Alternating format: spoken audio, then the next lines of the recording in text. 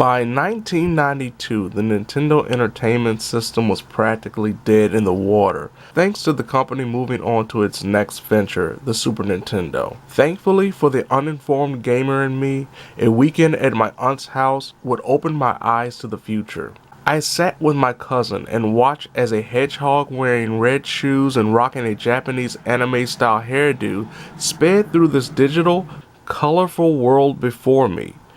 Over a year would pass until Christmas 1993, and the day I became the owner of a Sega Genesis.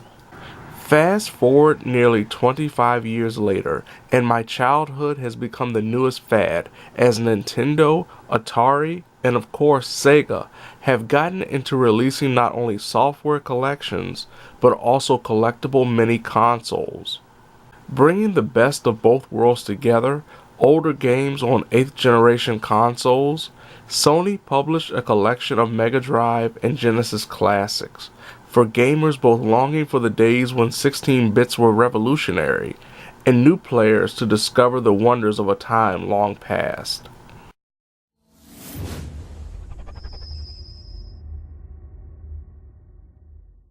Like any video game software compilation in the past, this set features a copious amount of games both experienced by yours truly over 2 decades ago, and others either I couldn't get my hands on back in the day, or just lived on the wrong side of the Pacific. This collection features both challenges and achievements, with each being similar in nature when it comes to completion of games, specific stages, or various actions such as finishing a round in Virtua Fighter 2 with low health, or playing through a stage of Sonic in mirror mode. Rediscovering certain games has proven to be rewarding and difficult. While the challenge and achievement lists are still ongoing, the act of playing each available game was a necessity when it came to this overall experience.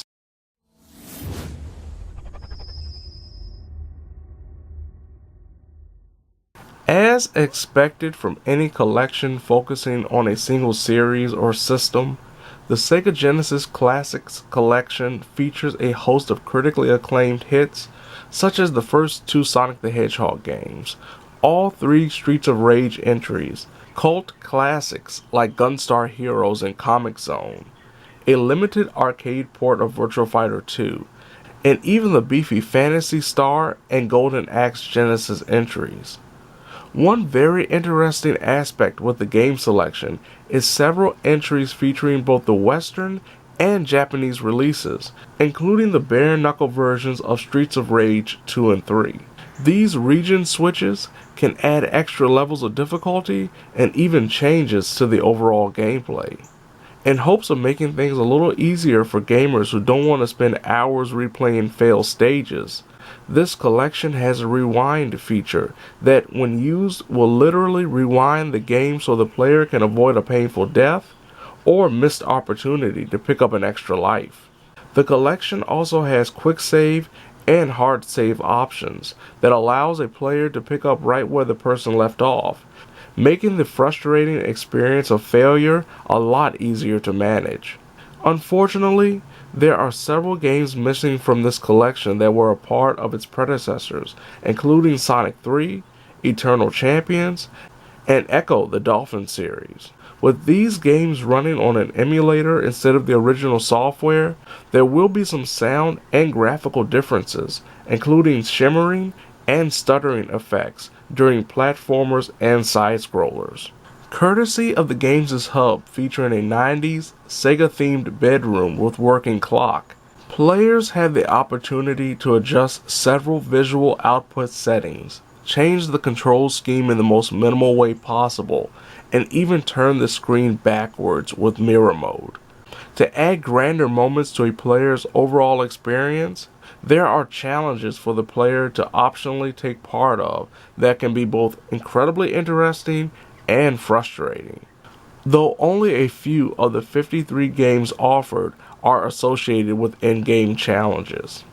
Another addition to this collection is multiplayer, and it proves to be the most disappointing aspect. Due to the niche nature of this collection, finding players is a bit difficult, and a majority of those online experiences will be filled with lag and people quitting mid-game because of connection issues. Multiplayer, one of the initial best reasons to own this collection, is actually one of the reasons to completely ignore this option. Like any video game collection put on disc or offered in a virtual store, Sega's latest compilation offering has a great amount of truly fantastic games, some questionable classics, and features to keep a player happy if the focus is on single player and not playing with nostalgic gamers from around the world.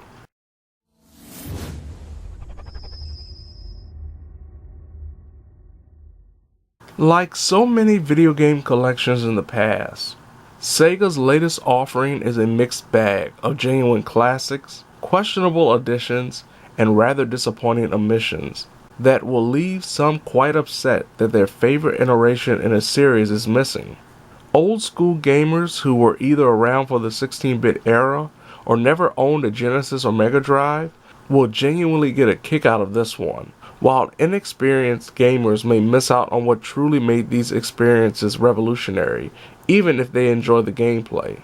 At half the price of a regular release in this day and age, it proves to be a worthy purchase for those who either want a true nostalgia trip without shelling out thousands of dollars, or newer gamers who can put aside preconceived notions while appreciating greatness and, at times, utter garbage. But multiplayer gamers will be very disappointed with the optimization when it comes to the online portion of this collection.